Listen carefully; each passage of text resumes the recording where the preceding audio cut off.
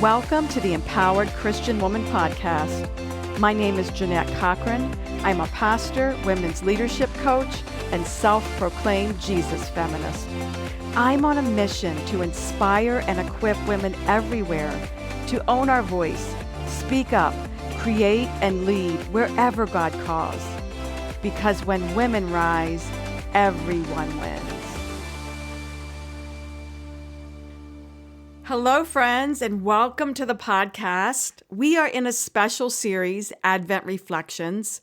During these weeks leading up to Christmas, we're reflecting on the gifts that Jesus brings. And my hope in this is that you and I together will be able to experience more of the joy in this Christmas season instead of the overwhelm that often accompanies Christmas and preparing for the Advent season.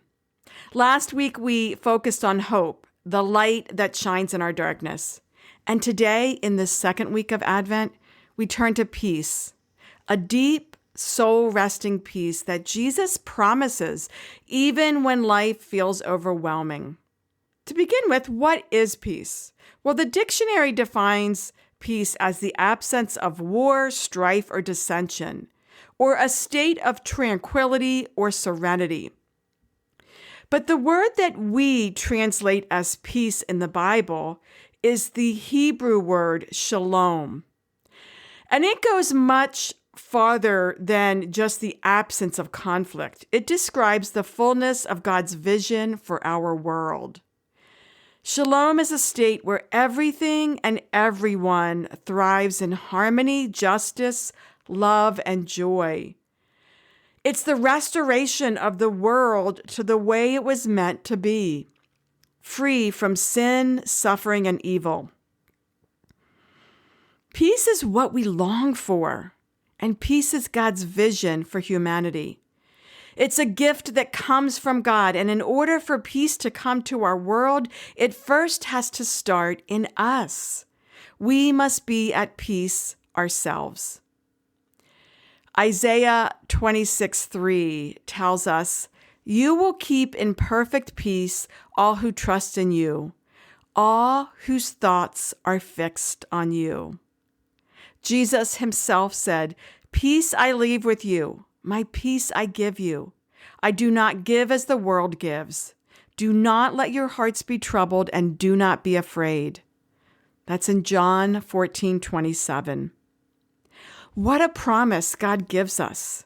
God offers us perfect peace, not the fleeting kind of peace that the world offers, but a lasting, unshakable peace that anchors our hearts and our minds. But let's be real. I don't know about you, but the holidays often feel like the opposite of peaceful. There's so much pressure to make everything perfect. The meals, the gifts, the gatherings. We juggle work and ministry and family and all the little details that somehow fall on our shoulders. And let's not forget the emotional weight that surfaces around the holidays. It could be the memory of a loved one who's not with us this Christmas. The unmet expectations of dreams that we hoped would come about and that are yet to be realized. And then there's the tension of strained and difficult relationships. We all have them. As women, we can easily slip into the mindset that it's all on us to hold everything together. But here's the thing. Trying to control everything doesn't lead to peace. In fact, it usually leaves us feeling exhausted, anxious, and even more overwhelmed. Jesus offers us another way. He invites us to release that control and trust him instead. Jesus says, "My peace I give you." It's not something that we have to earn or we have to figure it out. It's a gift that he freely gives. It is already available to you today. So what would it look like for you to release the pressure to do it all this Christmas? To let go of the idea that it has to be quote unquote perfect, whatever that perfect is.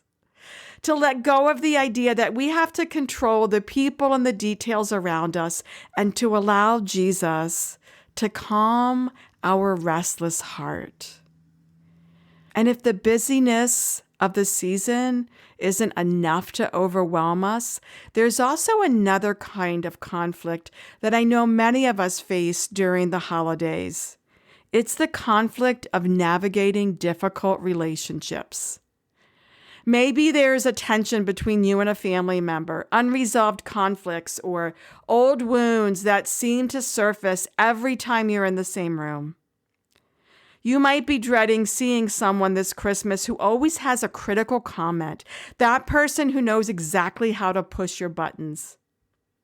With family gatherings coming up, maybe you're already feeling that familiar anxiety, the frustration of knowing the questions are coming. Questions like, so, are you dating anyone? Or, when are you going to have kids? As if your value as a woman somehow depends on these things. It can leave you feeling like you're being measured against someone else's expectations instead of celebrated for who you are as a person. Maybe you're already bracing yourself for that uncle who you know you'll have to endure at the Christmas gathering. You know, the one who always brings up politics, acting like his opinions are the only quote-unquote right ones. The one who makes highly offensive statements without a clue about how hurtful or uncomfortable he's making everyone else feel. These situations can feel anything but peaceful. But here's where the peace of Jesus comes in. The peace that Christ offers doesn't mean that every relationship will be perfect or that people will suddenly change overnight. But it does mean that you don't have to carry the weight of proving yourself or trying to change other people. You can approach these gatherings with a heart rooted in His peace because your identity, value, and your joy aren't dependent on how others treat you or the circumstances that you find yourself in. Now, I know you may be saying, hey, Jeanette, that's a lot easier said than done. And I will give you that. It is a lot easier said than done. So let me offer just a few practical ways that you might be able to approach these difficult situations with Christ's peace. The first is simple, but one that we often forget to do, is just prepare your heart in prayer. Before you walk into that gathering or that difficult situation, take a moment to pray. Take a deep breath, a few deep breaths. I like to do something that I call breath prayer, where I don't say a lot of words because God knows all the words. He knows all the things, right? He knows the person that pushes your buttons. He knows the worries and the cares that you're carrying. So you don't have to spend a lot of time trying to explain it to God. Just be honest in that moment. Check in with how you're feeling and offer that feeling and that situation to God and receive His peace. A prayer as simple as, Lord, I can't control what happens today, but I trust you to give me the grace and the peace to handle it. That's simple. Secondly, you can set a healthy boundary. Peace doesn't mean you have to endure harmful or toxic behaviors.